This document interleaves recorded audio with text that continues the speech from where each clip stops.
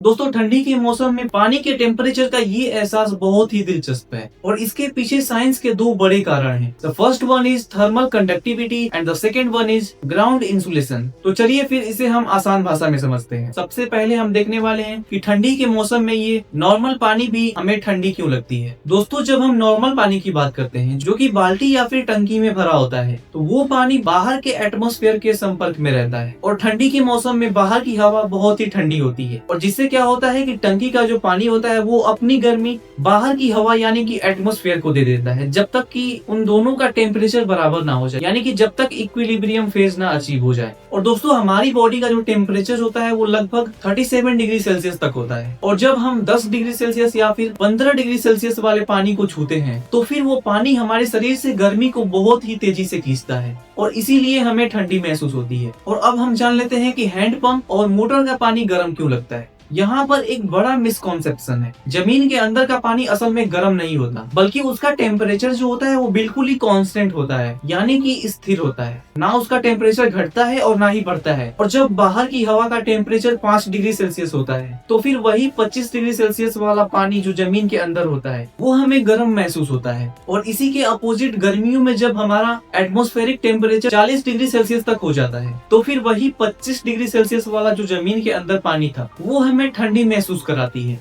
और एक मजेदार बात बता देता हूँ आपको कि दोस्तों पानी का जो टेम्परेचर होता है वो वही रहता है, मौसम के हिसाब से हमारे एक्सपीरियंस बदल जाते हैं। और ठंडी के मौसम में ठंडे पानी से नहाना बहुत ही फायदेमंद होता है, लेकिन मैं फिर भी नहीं नहाता हूँ।